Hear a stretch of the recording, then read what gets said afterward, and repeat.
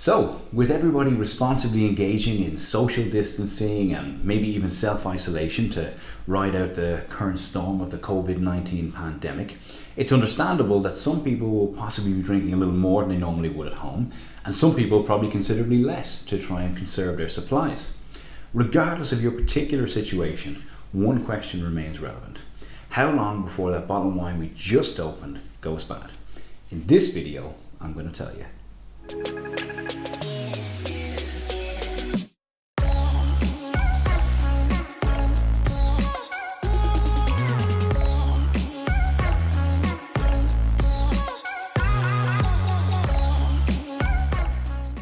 So what do we mean when we say a wine is going bad? The vast majority of the time it's a process called oxidation, which happens between oxygen, obviously, and the wine, which is an unstable chemical compound, meaning that it's very subject to change. And this process is quickened or slowed depending on the temperature. So we'll get to that a little bit later. But essentially, this is wine on its way to becoming vinegar. So it's not unhealthy, it's not unsafe to drink, it is unpleasant. But if you've got a bottle and you're kind of a little here, a little there, you're not too sure, don't worry about your safety. It's not going to kill you. And these are hard times. It's important to know as well that oxidation is actually a process that we use on purpose, sometimes with wine, whether it's in the production of wine in oak barrels or indeed aging the wine in the cellar.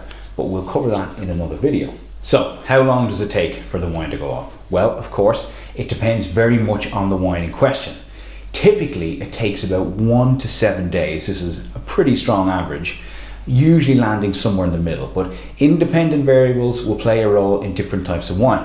So if we're speaking about sparkling wine, we actually have to think about two things, because some people consider it off once the effervescence has gone away. This is going to happen pretty quick. Usually, certainly within 1 day, you will have lost a lot of that kind of creamy mousse that defines a lot of sparkling wines. Important to note that wines made in the traditional methods, such as Champagne or Cava or Franciacorta, even Cremant, tend to last a little bit longer because they have more dissolved carbon dioxide, i.e. more atmospheres of pressure in the actual bottle than something made in a tank that's a little more commercial like Prosecco or Asti. So your traditional method of sparkling will last longer.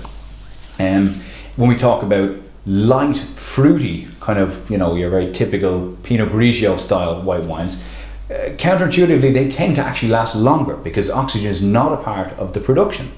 So the wines have not really been exposed to much oxygen. They do tend to spend a lot of time in the cooler, which again, if it's a cooler temperature, is going to reduce the rate of the chemical reaction. These wines can last all the way through a week. Now, they do lose that little edge of freshness, but they will be quaffable, 5 to 7 days, usually no problem.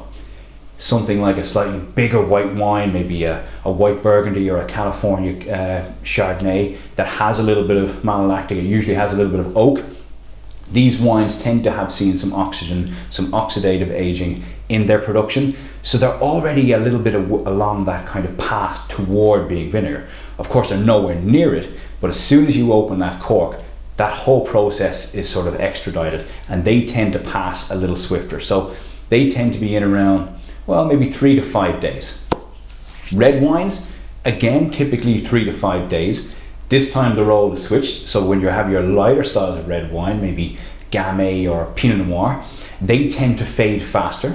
Whereas bigger red wines, your Bordeaux's, your Barolos, your Chateauneufs, your bigger, more robust red wines, they tend to last longer, right the way through 5 days. And that's because they have these, what we call them, structural components, i.e. acidity, alcohol, tannin, that act as antioxidants in the wine. It's also partially why these wines can age so well, but we'll go into that in another video. But again, in this instance, your bigger red wines are going to last longer. And of course, a lot of people don't like to cool red wines, but if you stick it in the refrigerator, it will last longer. It's just how it is.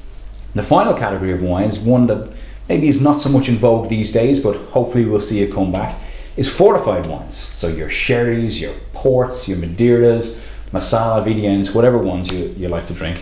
These last exponentially longer than your still wines of any descript because they tend to have a lot more alcohol, which is again an antioxidant agent, and they have independent variables that will affect each one. So sherries, usually don't have a lot of acidity to them, but they do have elevated levels of alcohol and sometimes elevated levels of sweetness depending on the category.